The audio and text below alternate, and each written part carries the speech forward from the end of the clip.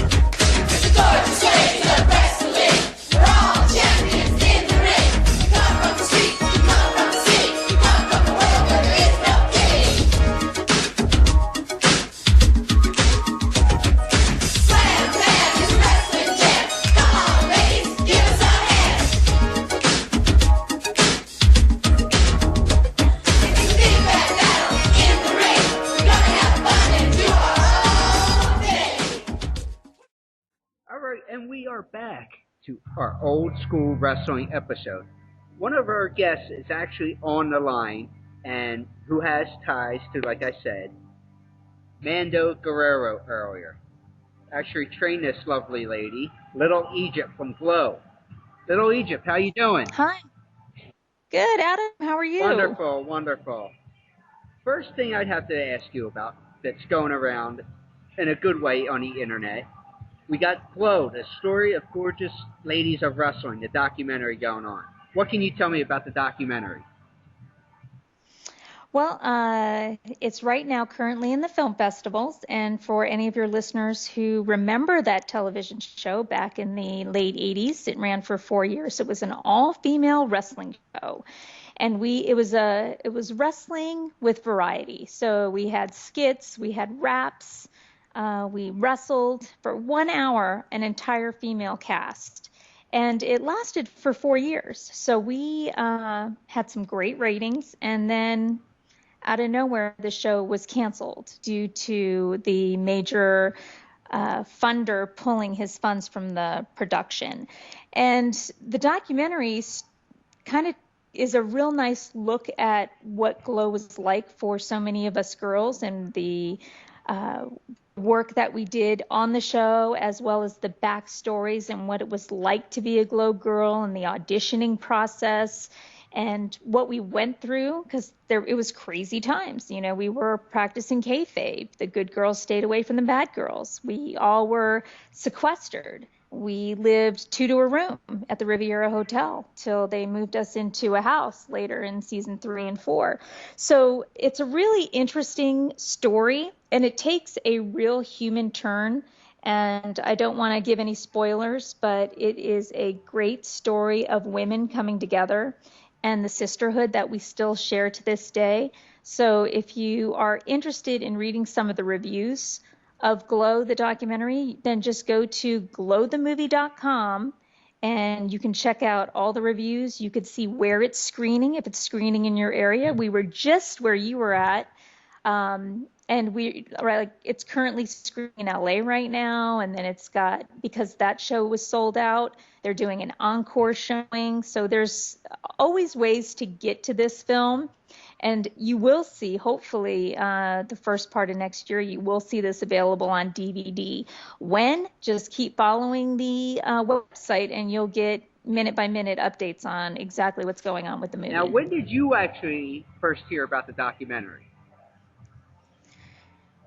I heard about it very, very early on. I was one of the first girls interviewed in the documentary, and that was over 3 years ago. This documentary took 2.5 years, and not because they had trouble putting together a documentary. It's just that girls started surfacing, and each time a girl surfaced, it took time to get her interview and to see how it would fit in the story that was being told. In this Glow documentary, you will see interviews of they interviewed close to 30 girls just for the documentary. If they're not in the major part of the film, then they'll be in bonus features because there was a lot of girls that gave their interviews, and so it's definitely worth getting your hands on the DVD to get a take on what all the girls were feeling. Well, out of curiosity now, because obviously you're not in the ring anymore, but you're a Yeah. wife and mother now. What does your immediate family feel about looking back at your history with Glow as a wrestler? Well, I'm still with the same man I was with prior to Glow. So, my husband, I've been with him 27 years. He thought I was crazy getting into wrestling, but he didn't stop me. And then after wrestling, I kind of put it to bed because there wasn't a lot of opportunity for me in the wrestling world. There just wasn't. I mean, I did a little managing as Palestina's manager. I went on to, stay on tour for a little bit longer. But, the reality of my situation was very clear, and I really needed to get into an industry that could provide well for me. So I got into the real estate business, and I was in real estate for 20 years, had a son, and did not want to show my son any of my wrestling footage until YouTube surfaced. And then these little clips started showing up on YouTube of me. And I thought, okay, now's the time. He's 16. I think he can, I think he'll be able to handle it, whatever it is, we can definitely talk it out. He's a mature dude. And so I showed him some YouTube videos, and he was just couldn't believe it. He loved it. It was like, why did you wait to tell me this kind of stuff? And he wanted to share it with his friends. But Adam, I have to tell you, I was very hesitant he was a sophomore in high school, and I really did not know if this was going to be used against him, if someone was going to just, make fun of him for his mom being a wrestler. And I was just very sensitive about it. And then, after he graduated, all his friends now think I'm the coolest chick ever to walk the planet. So you're the fun mom then, pretty much.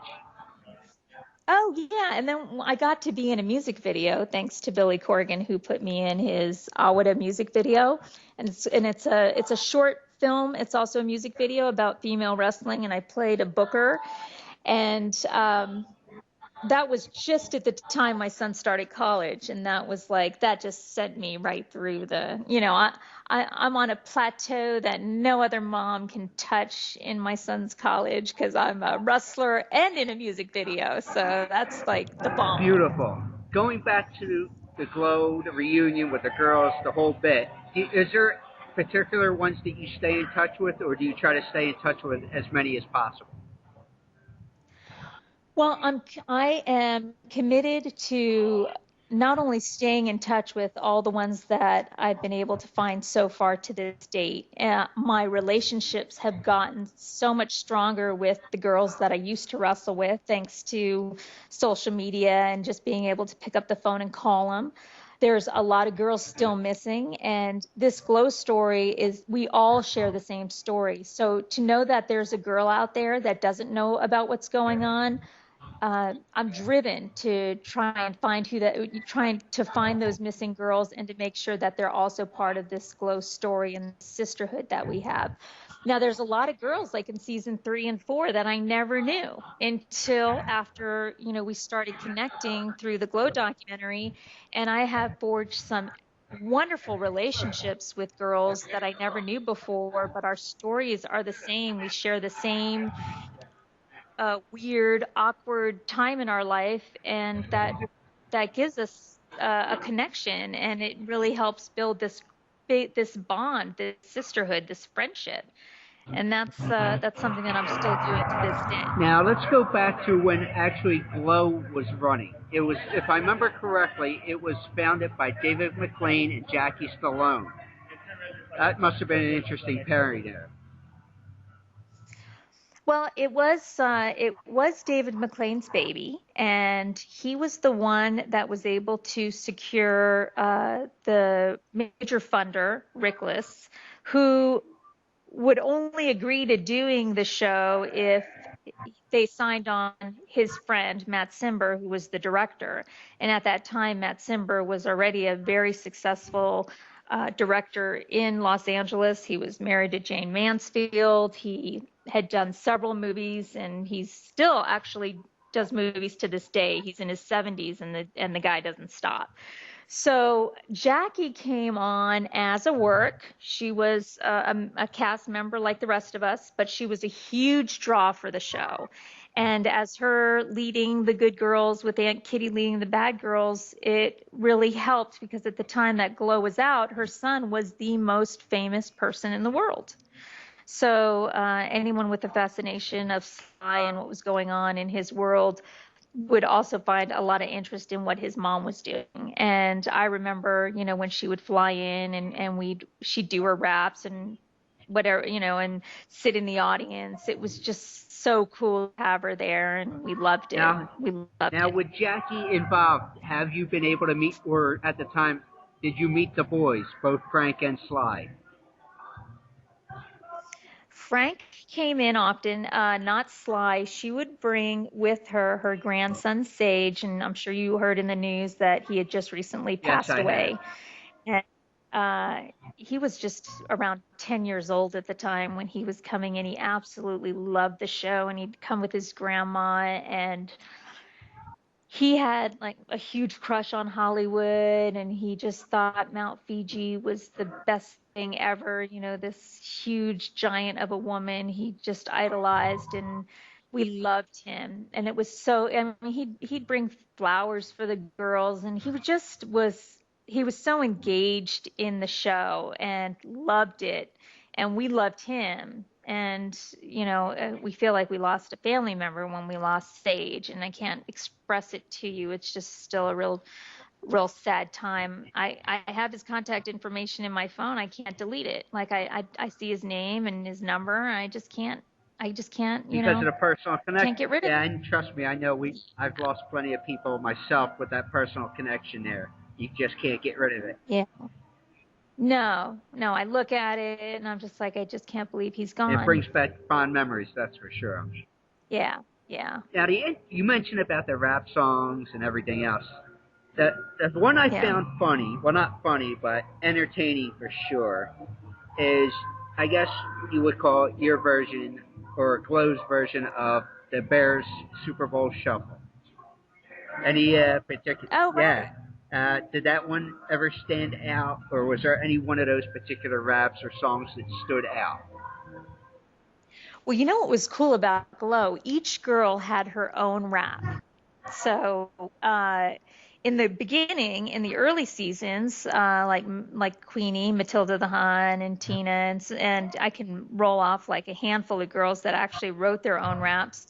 My rap was written by Steve Blantz, who was the premier writer of Glow, so he did my rap, and later on did the majority of the raps came from Steve. So that was really fun that we all had this unique rap that identified us, that was edited in prior to the match. Not the whole rap, you'd see like maybe one verse. So each time the girl would show up or get ready to walk into the ring, you'd see one verse of this rap. And it was just way cool, and we loved it. Now there was a song called Matilda wrote, the one where she eat raw meat song, and the bad girl stuff. The whole concept of the bad girl montage was Matilda the Huns, and it was just a real creative environment. And one of the things that we really enjoyed was that we were given a lot of creativity.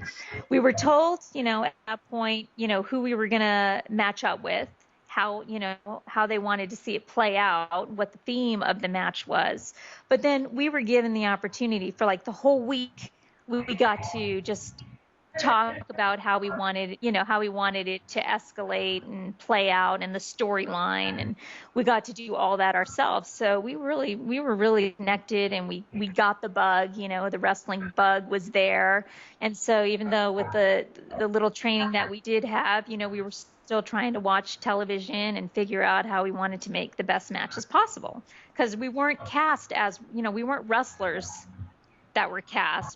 The majority of the girls that were cast for the season 1 and 2 seasons were, actresses. They were models. They were, cheerleaders.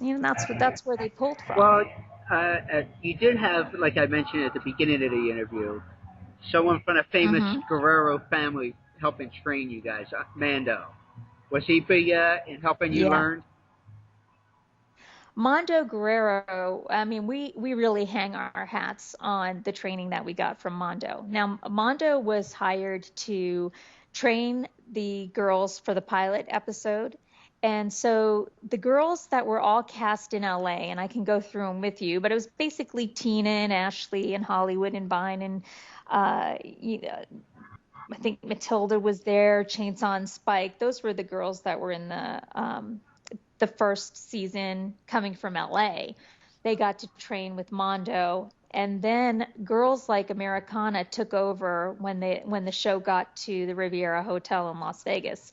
So the first trainers and this trickle down approach that we used from what Mondo taught us, there was this trickle down approach, and then Americana and Royal Hawaiian did training, and then I was trained by Attaché, and then after Attaché came Nanuchka, and Debbie Debutante did training. And so there were girls that would rise up to take on this job of training, but the formula stayed the same. The starting with somersaults, then into three-quarter rolls, then taking a bump, then slapping out, then hitting the ropes, and then get it gradually growing into bigger and more complex moves. All that was, thankfully, we had Mondo to pull from and everything that he brought to the table. So the girls give Mondo the credit for the great training that we were receiving at that time. Now, that's not to say that the girls today that are in the ring are their moves and what they're doing is so incredible and dynamic and athletic that I can't even fathom the thought of putting my body through what they're putting their bodies through right now. But in the 80s, we had the Yeah. best. There was no expense spared to make sure that we got the best training we could possibly get. Yeah, well, because you mentioned between your generation of wrestler and the current girls, at least from what I see with the current girls, and this is just my opinion, yeah, I think you do see a difference.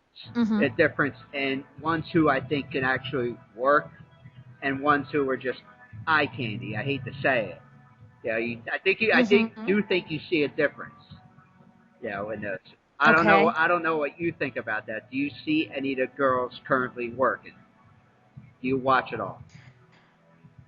Oh yeah, well I'm a big fan of the girls working in the indie markets right now. I love what's going on television too, okay? And I think the girls that make it on to prime time, they, and regardless if they're a baby face or, they're, just eye candy, they got there. Kudos, kudos. What I'm seeing is this new revolution thanks to promotions like Shimmer and Resistance Pro out of Chicago that are giving women the chance to really, have more of an athletic appearance and treat the sport like this really aggressive Japanese style kind of combat that's going on. And I dig that. I dig that. But I love also, and I don't want to take anything away from anyone, because I came up from Campy, okay, and I thought, I was probably cast because that I probably fit the role for eye candy, possibly. I mean, I came out belly dancing, for God's sakes. Yeah, I mean, you yeah. know, but there's something to say about delivering there too. And so I love it all. I would like to see more of the bigger promotions like TNA and WWE bring on a more diverse range of female workers. I've always been really outspoken about that. I was thrilled to see Karma step up in the WWE. I was devastated to see her leave. And I think that they were really on to something by creating bigger than life characters. I am a little bored with, the same beautiful woman as a babyface or a heel. I mean, I'm ready to see storylines and I'm ready to see, character driven profiles. That's what I want to see. But that's just my personal taste. I'm not the one making the bucks over there at the WWE. Well, and I also think too, speaking of WWE in the women's division, that the division was a little bit better a couple of years ago when you had somebody like a Finley working with the girls, and you had girls like, say, Lita and Trish Stratus, and and now she's in TNA, Tara. Yeah, when you had those girls, they were both beautiful, but were great in the ring physically as well. They balance that line. Yeah, and I'm a big fan of the girls from the early diva division, like the '90s. Like my friend Lisa Moretti, who went on to become Ivory. Yes, she was part of that generation in the WWE. Yeah, and those girls, Sunny, and just the rivalries and that existed over there at that time, and what those girls were doing in the '90s, I thought was way cool, and they added, they added their own flavor to it, and it was still really attractive and athletic and beautiful, and they balanced it really, really nicely. Yes, it was done. But let's go back to you, because you mentioned it here. Okay. With the knee injury, the ACL, correct? How did that happen exactly? Yeah. Well, you can see it on YouTube. I saw one title. It's called Little Egypt's Last Match, and there's a clip there. I can't believe they even made a match out of it because I was gone in like the first minute. But my heel caught in the separation of a mat, not because of a bad move or a horrible fall or anything. I was a barefooted wrestler, and my heel caught in that separation, and it just snapped. That was it. That was the end of my wrestling career. And like I said earlier, I did a little touring as a manager, but the writing was on the wall. In that industry, you can smell it coming. Oh yeah. And you're just like, ugh. And I was in my early 20s, so I still had quite a bit of life left in me. So I went on into the business world and became a investor and a real estate agent, and worked that for 20 years. And then, as a result of this documentary, which has been a blessing on so many levels, Adam, it really has been this huge blessing. I got to open my eyes again to the wrestling business, and now I found that I can really give back to the wrestling business through the Cauliflower Alley Club, where I speak and I do seminars every year on how to promote and build through social media. And I'm an advocate for the female workers that are out there right now. And I'm all my energy in giving back to that business is spent on making sure that the girls that are out there working right now are aware of pitfalls, how to protect themselves, what a predator might look like, scams that are going on.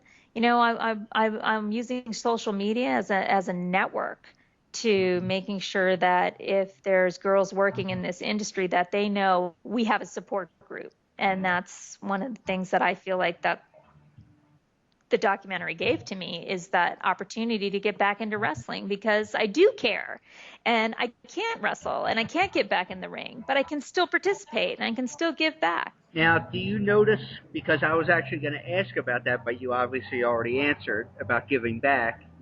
Have you noticed some of the younger girls that you've met through the Cauliflower Alley Club and different ways through social media, that they are taking to some of the things you're trying to educate them about? I do believe that that's the case, and I know actually from some personal correspondence that I've had back and forth with some younger workers and stuff like that, that they are becoming more and more aware and more independent, and they speak up for themselves. And one of the things that we did at the Cauliflower Alley Club this year is we created a panel, and Dr. Dave Reese and I conducted the panel, and we had Susie Spirit, who's an entertainment lawyer now in Las Vegas, and Rock Riddle and Al Burke, about a plan B. because if you don't have a plan B, then you tend to just grab at anything coming your way, and that's where you make mistakes, and that's how you get into trouble.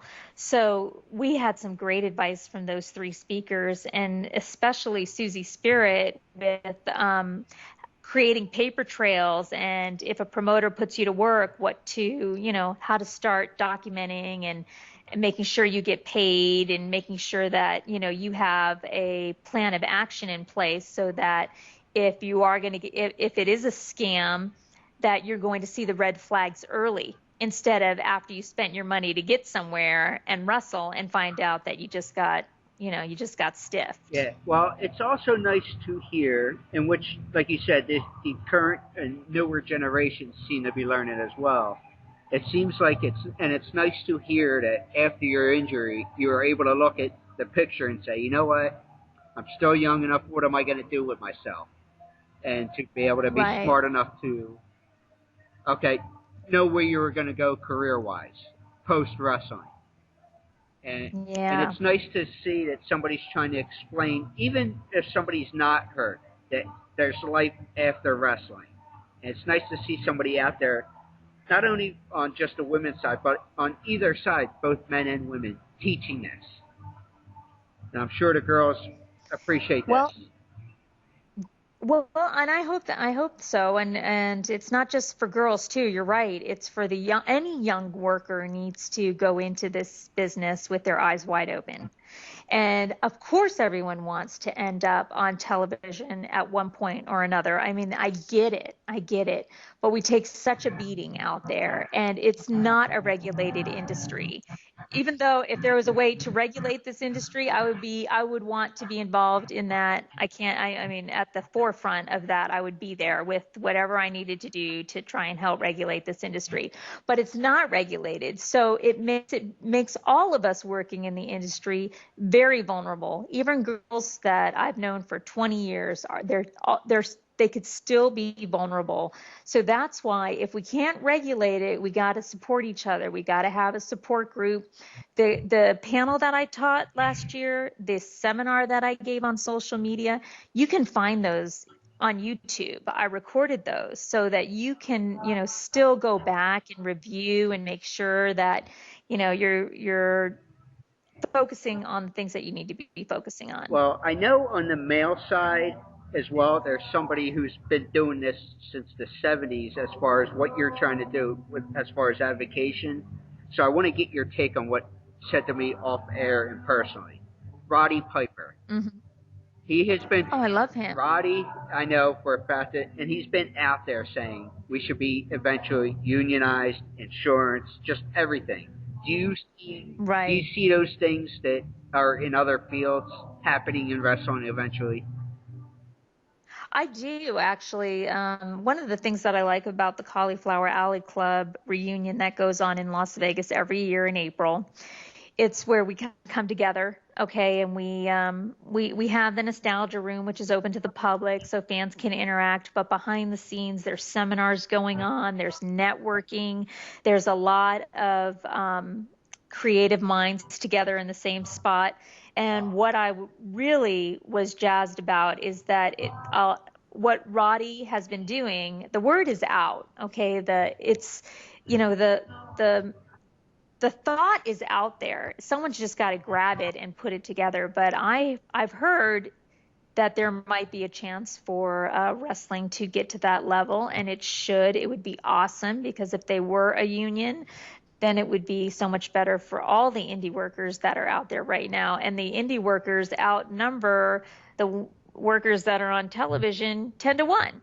Yeah, because you know what? Like you said briefly, there is, people want to be on television, but like any sport or entertainment field, that percentage of actually making top dollars, that you're secure, your Hogans, your Rocks, your Pipers, that top dollar.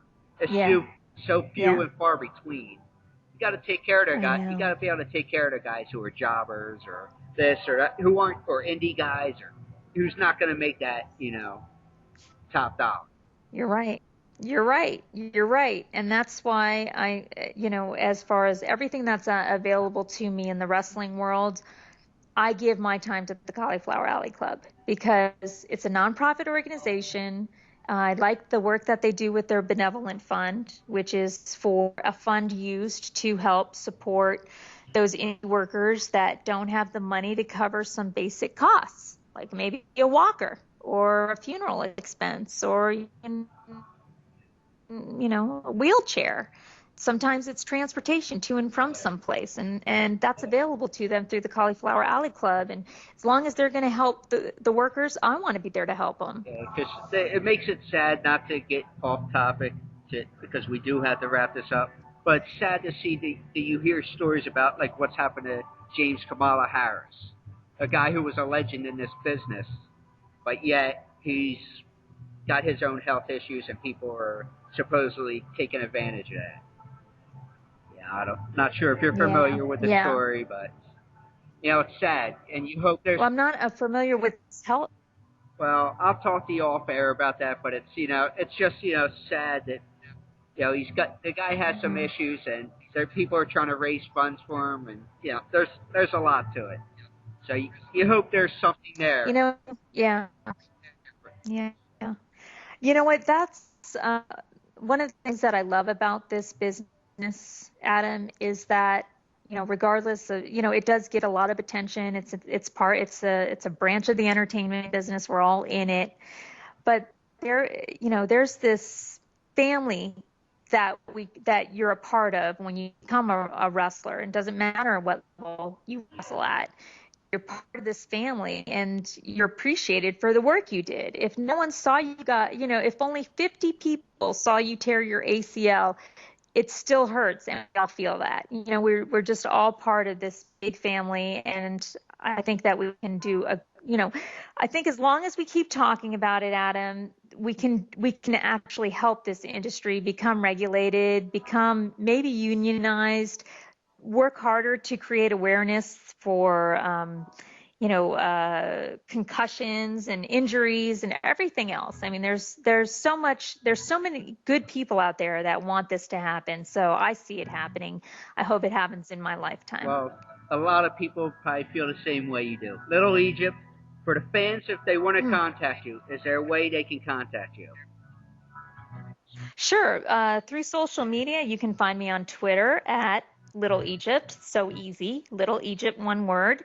And then Facebook, you can interact with me on the official page of Little Egypt, or use your search engine, or just put in Glow as my first name, Little Egypt as my second name, and subscribe to my profile and interact with me there. I'll have links to every Glow Girl that is on Twitter or on Facebook.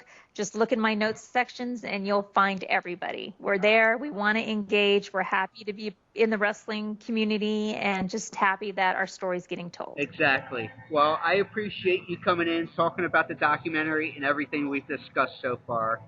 Thank you so much. Great. Thank you, Adam.